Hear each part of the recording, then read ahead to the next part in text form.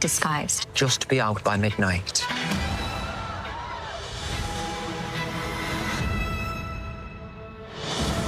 I cannot dance.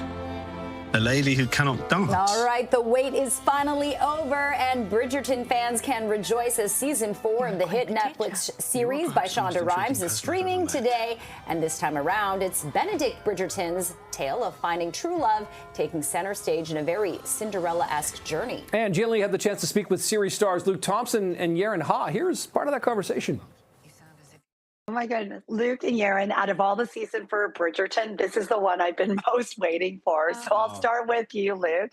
Yes. You know, Benedict is the free, fun, almost a wild child of the Bridgerton family. So how does it feel to be immersed in the spotlight and be a part of the love story for this season?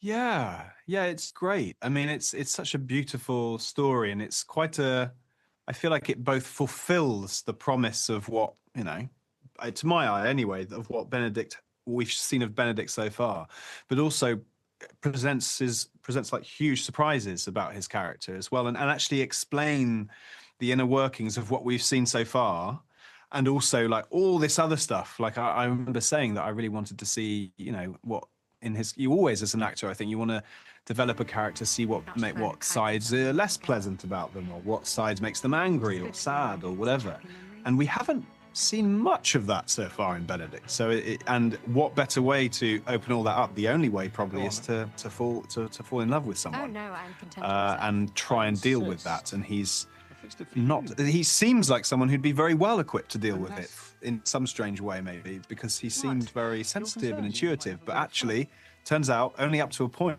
And it's a difficult adventure for him, I think, which is great. It's good to challenge him like that.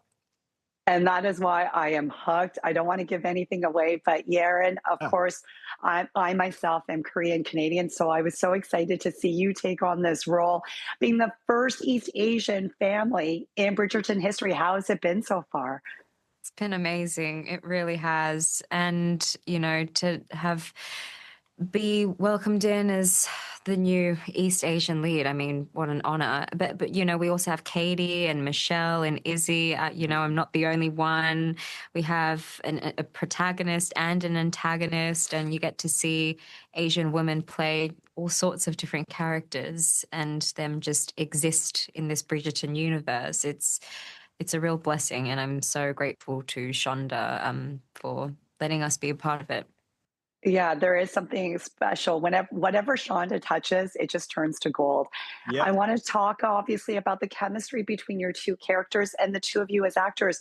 Was it instant when you first did that read together? Yeah. Yeah, I think so. It was. Yeah, we had great chemistry. Well, I think I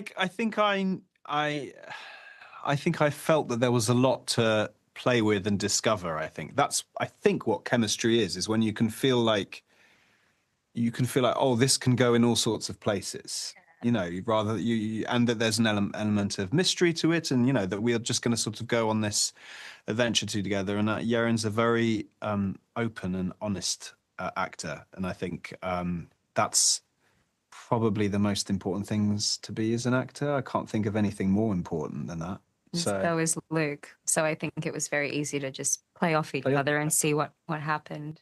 Well, you definitely feel the chemistry between the two. Before I let you go, Yerin, I have to ask that, how does it feel to immerse yourself with the Bridgerton family and obviously Luke and Yerin being in Shondaland? It must be magical. I mean, it really did feel like coming in and being part of the family. Like, they genuinely welcomed me with open arms, and to wear these incredible costumes and step onto the Bridgerton sets that I was even watching, you know, a couple years back. I never thought that I would ever do a period romance drama.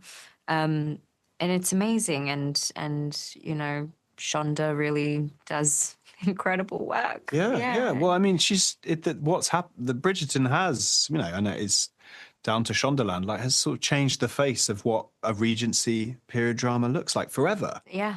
Like, when do you get to be in a show that's an aesthetic that actually is like you know, like we were talking about this earlier, like Bridgerton's not just you know, it's a whole thing. I know that sounds very vague to say, but you can look at a palette of colors now and be like, that's Bridgerton. Or you can you can listen to a piece of music and be like, that's very Bridgerton-like. You know, it's such a cultural, phenomenon. And I think it's, how lucky to be able to be, at the center of that. Very lucky. Well, the fans are going to love it. Congratulations. Thank you so Thank you very much. much. Thank Nice you to so chat. much. Bye.